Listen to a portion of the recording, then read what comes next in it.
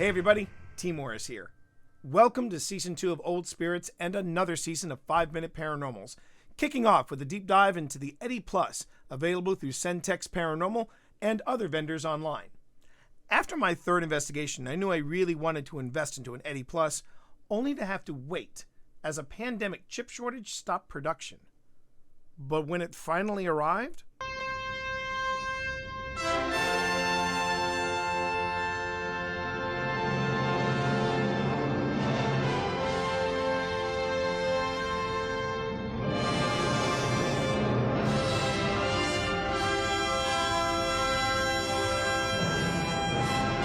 now, I know I can't be the only one who reacts to gear acquisition like this, so you tell me, what kit purchase got you hyped? Tell us your best story in the comments, and while there, like this video and subscribe to the channel and enable notifications for whenever we put up new content online. We want to keep you in the know.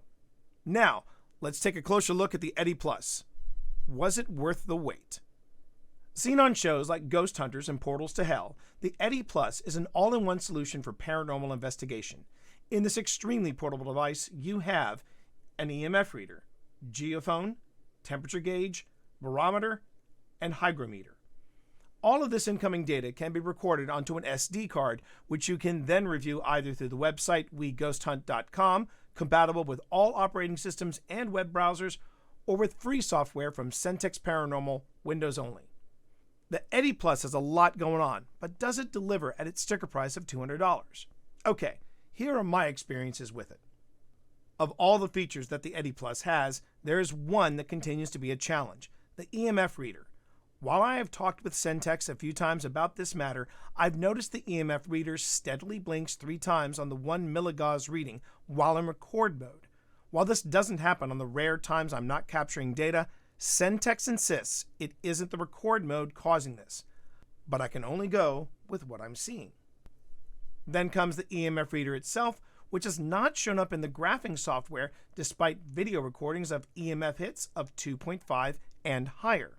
Another flaw in the EDI Plus is the native file management of the data. The files are labeled as EDI log 01, EDI log 02, EDI log 03, and so on. The date stamps are the same date for each recording session, December 31st, 1979. It would be nice if somehow there was a timestamp or a date stamp in the file naming routine, but this is a minor detail. My workaround for these issues: have a dedicated camera on your EDI Plus to capture EMF hits, and take the time after every investigation to label your recording sessions, lest you forget when and where you were in the field. Now, with all that being said, I've been so happy with this EDI Plus that I'm considering purchasing another one. It has proven reliable in the field, temperature spikes and drops corroborating both with a Flux 2 and a Mel meter. I had to do a little research to understand what changes in humidity and pressure mean in paranormal terms, which, if you're curious, these changes equate to something trying to manifest, like when we were with Steve Saylor in Gettysburg and he felt something holding his hand. Once I knew what I was looking at data-wise, the more I loved the EDI Plus and the more I used it on investigations. There is just something very satisfying in looking at the data represented graphically and then comparing it to video that you have captured in that same moment. I'd strongly recommend investigators pick up an EDI Plus once they conclude the paranormal investigation is something they want to pursue and invest in. $200 can go a long way with paranormal gear, as many of these items are better first steps. But the EDI Plus from CenTex Paranormal is a fantastic addition to your available kit. Thank you so much for watching. We hope this review helps you in a future investigation. Again, don't forget to like, comment, and subscribe. And from all of us here at OSI, take care, stay safe, and we'll see you in the field.